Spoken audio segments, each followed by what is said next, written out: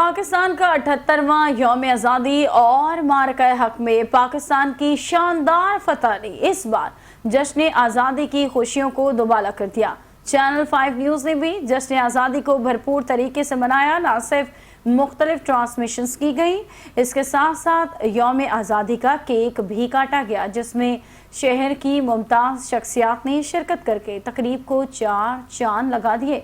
पाकिस्तान का यौम आज़ादी और मारका हक की तारीखी फतह अपने से कई गुना बड़े दुश्मन को ज़ेर करने का जश्न।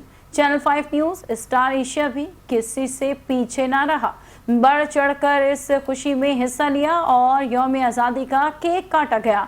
तकरीब में शरीक मुशीर वज़ीर आला बराए कच्ची आबादी नजमी आलम ने भी खुसूसी तौर पर शिरकत की।